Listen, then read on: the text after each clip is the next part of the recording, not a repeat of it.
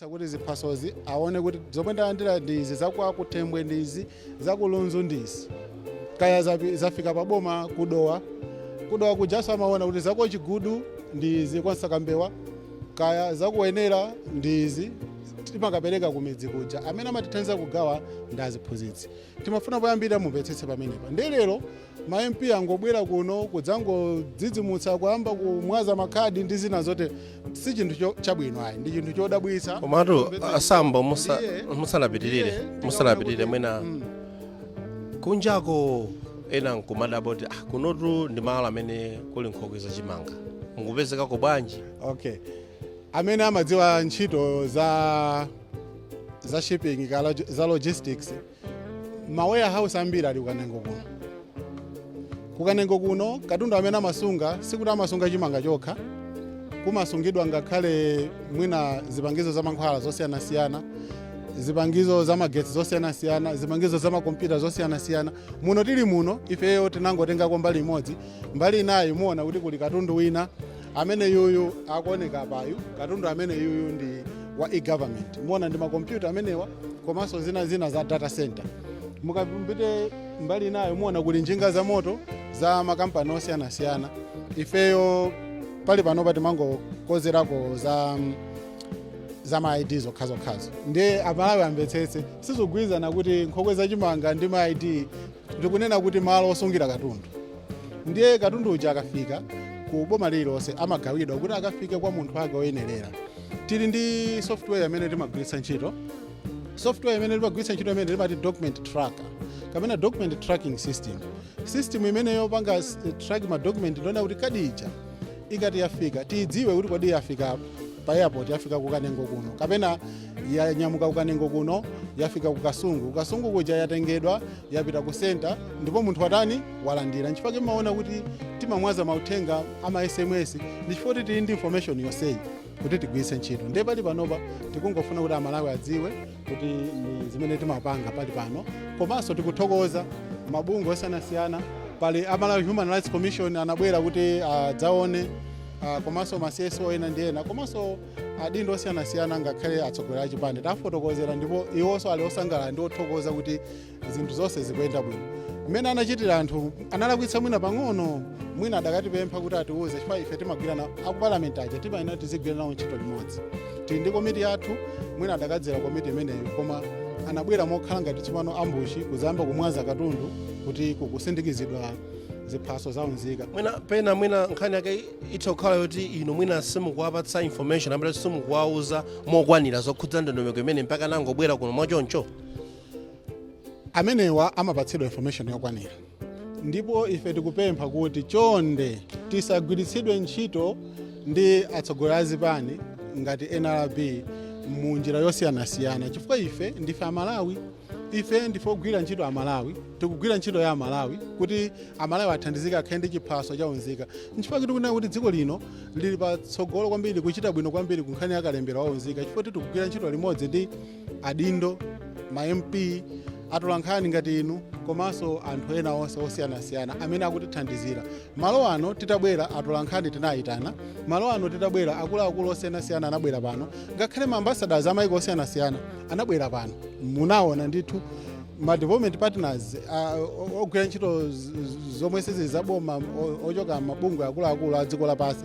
anabwera pano ndi chodabwitsa ndi chani siti palibe chodabwitsa chimene kunoko chikuchitika nkhani yake ndiyoti mwinanso poti lero limwabwera mochedwa munali makhadi ambiri amene tinagawa awo anali otsala oti apite ndingonenaponso kuti anthu onse amene analembetsa pali panopa tili database yawo aliyense ali mukaundula ndi chifukwa chakuti mukafika pa center ngati mukalembetsa chisankho tikumachita ID verification pompo kuti munthu alembetse komanso osayiwala kuti ifeyo ntchito yathu ya kalembera waunzika sitimalembera mwina chisankho chokha timalemba kuti munthu akachite ntchito zosiyanasiyana chabwino mwina pamene mwakufotokoza kuti adangobwera amene anabwereramo kufikira ola lino mwakambirana nawo kozotani nkhani imene iyi si nkhani yaying'ono ndi nkhani yayikulu chifukwa ikukamba za ndondomeko ndi kayendetsedwe ka ntchito za kalembera waunzika komanso imene ili ntchito ya chitetezo cha mudziko. Ndiye tena tipange report moyenerera ndi incident yoti yachitika in normal operations. Tikuyenera kuti tikanene ngakhale ku polisi kuti taonekeredwa zotere. Ndiye ifeyo tikanena ku polisi zomwe zachitika ndiponso tikafotokoza amene timayembekeza zikhalire. Koma akakhala akuluakulu adindo makamakazi pani mwina amene maonera kuti anabwera ma MPO, ine sindinakumane nawo, ndangova ndaonanso zithunzi, koma anabwera akuluakulu azipani zina za ku opposition nawonso aona kuti kodi nkhani yake kani ndi imeneyi. Wina wake ndithu anangolengeza zinthu zoti sizinali zabwino, ndiye mwina iwo aja mitima inanyamuka ndi nyengo imene tikudutsa. Koma chachikulu nchakuti aliyense wadzionera kuti palibe chodabwitsa chimene chikuchitika kuno. Tikugwira ntchito yogwirira Malawi ndipo tikupempha chitetezo kuti anthu athu komanso ifeni yake amene tikuyendetsa akuluakulu tikhale otetezeka. Briefly in English, opposition members of parliament were here earlier today. They had to witness, or they had to appreciate how the process has been in terms of national IDs. Would you please give us a summary on what has been the day like today? The day today started very well, but anyway, we are used to a lot of pressure. But let me start by explaining what the National Registration Bureau is. The National Registration Bureau is a department, a government department under the Ministry of Homeland Security. And this department was established under the National Registration Act to manage, to implement, but also to coordinate the national registration. So we do birth registration and issue birth certificates. Death registration will do death certificates, but also we manage national ID, national identity. According to the law, somebody who is 16 years and above is eligible to be registered for a national ID. We take their picture and their fingerprint. Part of the process of the issuance of the national identity is to print the national identity card and issue to the people. So this is done centrally. There's only one place in Malawi where the National Registration Bureau does the production of ID cards. It's at the Central Production Facility.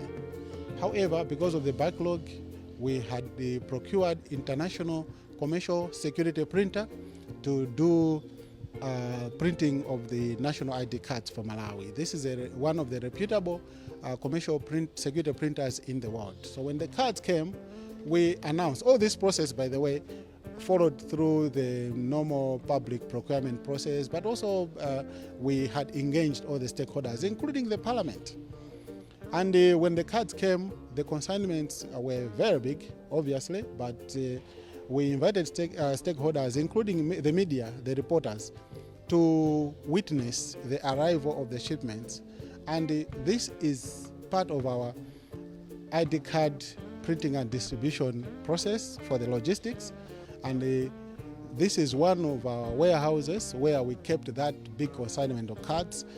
The idea here was to sort the cards accordingly to the districts and sort the cards within those districts according to the centers. And this is what is done here. We are using a software that is called Document Tracker. In this software, we are not able to miss any ID card. So when somebody wants to collect their card and is not being found, we search in the Document Tracker and it tells us where the card is. This is the purpose. One of the purposes that we scan each and every card, but also for quality check. So all the cards, when they arrive here, the team physically check each and every card that it has got all the features that are needed, all the security features, including the appearance of the card. So here, we have been here since June. We have been sorting out the cards here since June. We have invited the media here.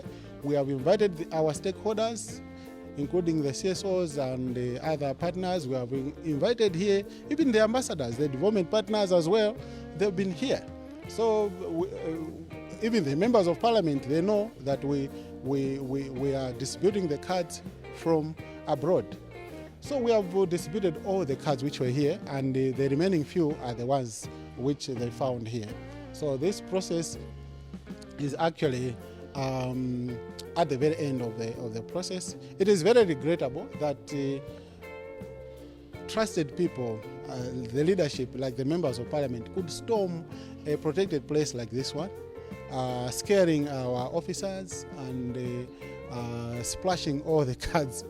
So it's something that is regrettable. However, we understand and we acknowledge their concern, and we are going to engage them further to discuss how they think they can support in the storage of our security documents.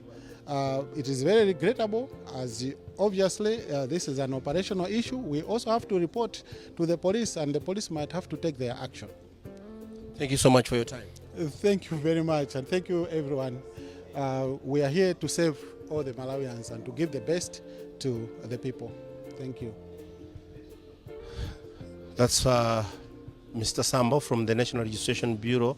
He is the principal secretary. Kufotokoza makamaka zokhudza amene zonse zakhalira kuyambira mauja kufikira nthawi ino popeza kuti aphungu a nyumba ya malamulo amene wandambali yotsutsa anafika kuno kuti adzaone kodi chikuchitika ndi chani, kodi zimatani kwenikweni, makamakanso pa nkhani yokhudza ndondomeko ya kalembera wa unzika. Tikhale tikuonaonanso muno mmene zikukhalira popeza kuti tikufunitsitsa kuti inu mutsatire muno lomwe kuti kodi ndondomeko yake imayenda mota makamaka nkhani yokhudza kalembera ameneyo wa unzika. Nde tikhala tikuyankhula ndi Habiba Osman yemwe ndi executive secretary kapena kuti mlembi wa bungwe limene la Malawi Human Rights Commission. Iwonso abwera kuno kuti mwina adzaonepo nkhani yokhudza amene zakhalira, mwina kuwapatsa moni amene akuonera zodiac panali. Muli bwanji nonse? Chipo nditakuona ni mwafika kuno ndi ogwira ntchito ena ku MHRC, mwina chakuchititsani chani kuti mpaka nanunso mubwere mudzaone zomwe zikuchitika kuno? Azikoma kwambiri. Mwina amene mukudziwira ngati bungwe la Malawi Human Rights Commission nafe tikutengapo gawo pomaona kuti ma processes asisankho akuyenda bwanji. Andi mbali imodzi yomwe tikumapanganso monitor registration mmene anthu akulembetsera. Ndefeso chakumasana omwewo tinakhanga tikuti talandira ndithu makanema tima video tima clips tonesa kunena kuti kuli mpungwepungwe kunoko ku NRFA. Ndiye monga mwa ntchito yathu kuti timakhala kuti tikupanga observe komanso ndiza access to information tinaganiza kuti tithamangire kuno nafenso tizaone popeza timakhala kuti tikugwira ntchito ndi Nrb wa komanso ameki ndiye naonse kuti tibwere tizaone kuti kodi zikuludutsa mutsamba la mchezozi kapena tikulandirazi ngati a commission chikuchitika ndi chani. Ndinkona ifenso tapezeka kunoko. Zimene mwaona pa social media ndi zimene mwapeza kuno mukuzisiyanitsa bwanji? Tikuzisiyanitsa mbali imodzi yoti tikuona kunena kuti pali information yomwe mwina anthu samatha kuidziwa mmene taonera muchifukwa tafotokozeredwa kunena kuti malo anowa sikuti ndikoyamba Nrb kwayuza anapanga launch mu Juni meneso kunabweranso mwina yena ndiyena ma development partners ndiye mmene zimatulukira pa tsamba la mchezo zikumatuluka kuti ndi malo obisa kuti mwina kupangika china chake, koma ndithu anali malo onena kunena kuti anabwera kuzasungako katundu wa registration. Ndiye ife mwakafukufuku kwathu ationetsanso zimene akupanga, mmene akupangira soti, mmene akupangira scan, ndiye taona kunena kuti ndi ma processes chabe amene anayambika kale koma akupitiriza. Koma kungoti nangaso ifike kuti nthawi inoyo ndi nthawi yonena kuti anthu akadalembetsa mwina ena alibe makadi mmene zikuonekera pa kanema mucha zikuoneka kunena kuti kuli makadi akulilongwe district okha. Ndiye mwakafukufuku mwathu ifenso timafuna tidziwitsitse kunena kuti kodi zomwe zikunenedwa pa kanema zija kuti kodi makadi wa akutani. Taona atifotokozera kuti makadi ena ndithu amasungidwa kunoko ifika sangasungidwe ku district office yomwe ili kulilongwe. Mutengapo udindo otani popeza kuti tili ndi ena amene sakugwirizana mwina ndi zina amene zikukhalira makamakawo ambali yotsutsa amene anabwera kuno komanso mbali nayi tili ndi amene amayang'anira ntchito amene yakalembera a National Registration Bureau. Udindo wanu ukhala utani tsopano popeza kuti ena wanafika akuoneka kuti sanakhutitsidwe ndi zina zokhudza amene ndondomeko ikuyendera? Ife monga ngati Malawi Human Rights Commission tili ndi gawo loti timatha kukhala mwina pa dialogue ndi mbali zonse, koma ngati apapanso mmene tafotokozeredwa ndi anzathu aku NRBwa zikufunika ndithu kuti pakuyenera kukhala ndi round table yonena kunena kuti ma discussions ndithu achitikepo, chifukwa chonena kuti chomwe chachitika nchonena kuti anthu ambiri ali ndi kanema imene ijayo yomwe alibe information. Ndefe ngati bungwe lomwe limapanga za access to information tikuyenerapo ndithu kuti tiunikire zimene timapanga kunokozi pachizungu kuti fact finding. Ufunika unena kunena kuti feso tiunikirepo ndi zomwe tapeza mbali yathu ngati commission. Tikatero timalembaso ma recommendations athu ndemoti mmene mayankhula ndi anzathu aku NRB ma technical people tapezako ndithu kuti pali zinthu zina zomwe ndithu mwina zimenera kuchitika mwachitsanzo kugwira ntchito mwina ndi mabungwe ena ndi ena oloma stakeholders ena kuti kuunikira komanso kupereka information in a proactive manner, because zimene zozo zimachotsa misinformation. Briefly, Habiba, we just want to find out from you in terms of what happened today, where the members of the opposition, members of parliament that is, stormed these offices belonging to the National Registration Bureau. What has been your findings, looking at also what was circulating on the social media? Thank you. Indeed, Malawi Human Rights Commission team has come here to verify the information that is coming out on social media. One of the things that we also wanted to know, because for us also as a commission, this is the first time that we know that there is a center or an office that is working on issues of registration. However, I think in our understanding is that this place has been used for storage and also sorting out different registration cards that have been going to different districts. So they've shown us the processes that have been taking place here. When you look at the processes that are taking place here, you will also understand the reason why perhaps there were various processes that accompany what they were doing. For example, the scanning, the sorting. For us as a commission, because we didn't have that information, we were also concerned, and that's the reason why we came here. But we've been told, and also from the information that we've gathered, is that this is not the first time that this process is taking place, and that previously when the first consignment had come, even others had been invited to this place, like development partners and other stakeholders who are aware of this place. So again, I think some of the misinformation that is coming out is saying it is a secret center or it is a secret place, but it appears that some already were here when the first assignment came, and also when NRB showcased I think the cards which they had received for the first time in June.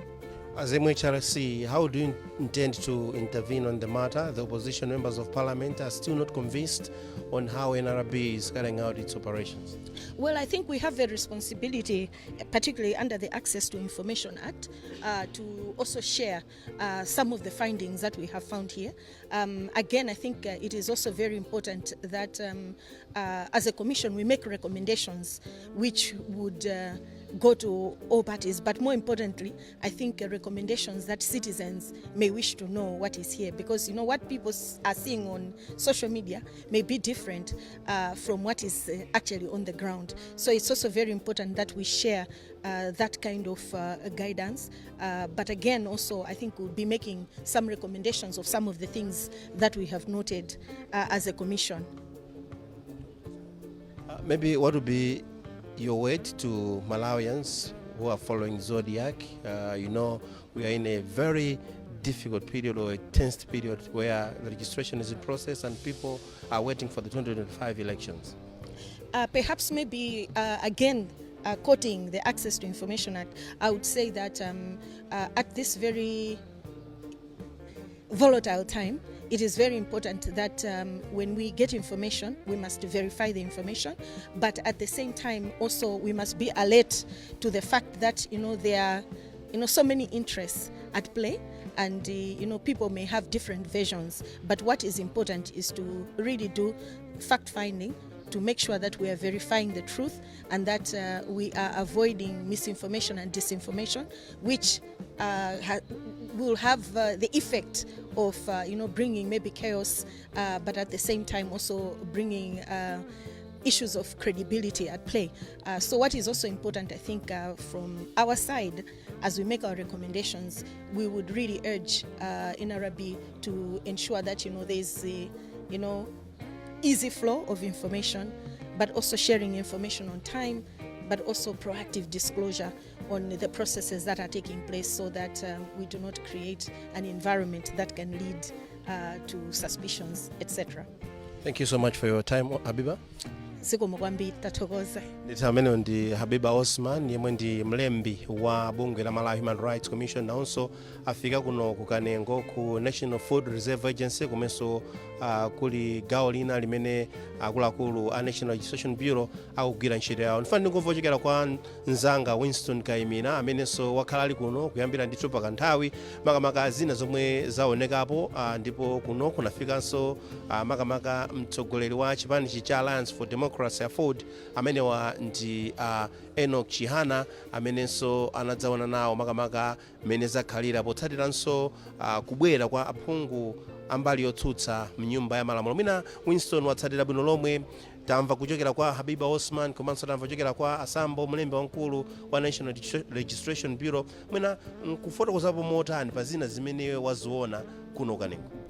Zonadi kuchokera mmawa uja kapena titi chakumasanaku nkhani yakhale kumveka kuti pali malo ena kumene bungwe la Nrb likupanga ziphaso, komano kunena ndimene akufotokozera akuluakulu zikuoneka kuti mwina zomwe zimamveka kumawaku sichinali chithunzithunzi chenicheni cha momwe zinthu zili kuno. Monga mamvera kuja ku Nrb akukamba kuti iyayi malowa ndioti ndi apakanthawi ndithu, ndiye panali uthenga umenewo ndithu umene wakhala kuyenda mmawa uja, chifukwa chake tinathamangira kuno. Komanso zimene taona kuno ndi mmene wamvera muja kwa akuluakulu a Malawi Human Rights Commission, komanso akuluakulu ene ake a National Registration Bureau akuti ayi ndithu kuno kumagwirika ntchito ina osati zomwe zinamveka mamawa. Ndiye mwachidule Dickson nkhani yomwe inali kunoko ndi imeneyo ndithu mmene ndaonera, komanso mmene tayankhulira ndi anthu ena. Taona ndithu Enoch Chihana, komanso wachiwiri wawo amenewa ndi Timothy Ntambo, nawonso anafika kuno. Apatu izi zikugwirizanizana ndi zimene zachitikanso makamaka ambali yotsutsa ena makamaka aphungu amene anabwera kuno. Mwina pamene tukamba zokhudza zomwe zachitikazi zikupereka chithunzithunzi chotani pamene tukamba kuti chisankho chilipo mwezi wa September pa 16, 2025? Chithunzithunzi chachikulu chakuti anthu ali ndi chidwi pa ndondomeko zosiyanasiyana zomwe zikuchitika, chifukwa nkhani yokhudzana ndi chisankho mudziwa amene makhalira anthu amafuna amve uthenga makamakanso woyenera mu nthawi yake. Ndiye anthu ali ndi chidwi amafuna atsatire kuti kodi chikuchitika ndi chani kwenikweni, mwina chimene chinapangitsa kuti nkhani ikhale ngati kuthamanga kwambiri. Komano ndi mmene tamvera kwa akuluakulu, chithunzithunzi chomwe tikukhala nacho ndi chakuti malo amenewa akukamba ndithu a Nrb kuti ndi malo awo amagwira ntchito yokonza yowunika ziphaso asanazipereke kwa eni yake. Ndiye chithunzithunzi chomwe tikukhala nacho panali pano. Tinafunsa Sambo kunena kuti mwina nchifukwa chani mukupezeka kuno ku National Food Reserve Agency kumene ndi komwe kuli nkhokwe zaboma zosungira chimanga. Ndati yankha kuti kwa amene amatsatira mwina ndondomeko za shipping imene zimakhalira atha kumvetsetsa, komabe kunjako nkumaona kuti mwina amalawi sanapatsidwe uthenga wokwanira, kuti sanauzidwe zokwanira zokhudza mwina ndondomeko zokhudza amene akasindikizidwe ka ziphaso kamayendera, komanso mwina malo amene amasungira ziphaso. Mbali ina munthu dikhoza kuganiza choncho, koma kumbali ina mwina bungwe la Nrb linaona kuti si uthenga wochita kuti bwanji kuti nena kuti kuti makonzera ziphaso kuti mayang'ana chonchi mwina linaona mbali yotero. Ndiye nthawi zinadi zimatha kuchitika zoterozo, komano chachikulu nchakuti panopa atiunikira kuti kunoku timapanga ntchito yotere. Ndiye mwina pokhapokha panamakhalanso umboni wina oganiza mwanjira ina, koma pakana pano ndi zimene tamva ndithu choyera kwa Nrb. Tathokoza kwambiri Winston. Zikomo kwambiri. Amene ndithu ndi mzanga Winston Kayimira kufotokozapo zokhudza mmene zakhalira kuno ku National Registration Bureau offices, komano malo tili ano ndi malo a National Food Reserve Agency kulikulu la nkhokwe za boma kumene amasungirako chimanga. Nde mauja unachitika ngati mpungwepungwe choncho pamene aphungu ambali yotsutsa anabwera kuno kuti adzaone zina mwa zomwe zimachitika kuno, makamaka mbali imene kuli anzathu amene wa National Registration Bureau NRB. Ndi akuluakulu amene wa NRB kudzera mwa Mphatso Sambo atifotokozerapo makamaka zokhudza makamaka Mphatso Sambo atifotokozerapo zokhudza mmene ndondomeko yakhala ikuyendera kuti mpakana tsiku la lero adzapezeke kuti ali kuno Kanengo, komanso akunena kuti kunoko akhala ndithu kwa kanthawi makamakanso akugwirira ntchito imeneyo. Komanso tamvapo kuchokera kwa mkulu wa Malawi Human Rights Commission amene ndi Mayi Habiba Osman amene afotokoza kuti nawonso akhale akutenga udindo wawo makamaka ngati bungwe limenenso limamenya ufulu wa anthu pa nkhani zokhudza dziko lino, komanso pa nkhani zokhudza anthu eni ake a mdziko powunikiranso ndi mmene malamulo a dziko amayendera kuti malamulo a Malawi alili. Ndiye inenso ndithokoze kwambiri kwa inu nonse amene mwakhala mukutsatira Zodiac pamene timakupatsirani makamaka ndondomeko yokhudza mmene zilili kuno ku National Registration Bureau. Pamene tikamba kuti tikufuna tisiyane pano, timafunanso tingomva kwa ena kuti kodi tikuze zotani makamaka zokhudza ndondomeko mmene imakhalira kapena kuti mmene zakhalira kuyambira mauja pamene kuno kwakhala kuli akuluakulu a National Registration Bureau limodzi ndi amenewa aphungu ambali yotsutsa. Komanso kuno kunabwera ndithu mtsogoleri wa chipani cha Alliance for Democracy Afford amenewa ndi Enoch Chihana. Tikhalenso tikubwera kanthawi kena kuti tikupatseni zambiri zokhudza mmene zilili kuno ku Kanengo ku area 25 ku National Food Reserve Agency, komanso kuli office za NRB kumene kunabwera akuluakulu a zipani zotsutsa makamaka amenewa ndi aphungu a nyumba ya malamulo komanso atsogoleri a chipani cha Alliance for Democracy. Ine Dickson Chivuati Gondwe, pirirani kutsatira Zodiac kamba kuti ndi zambiri zomwe takukonzerani pokudziwitsani kusangalatsani komanso kuti nanunso mukhale mukutsatira bwino lomwe zokhudza mmene zinthu mdziko zikuyendera. Goodbye from Kanengo.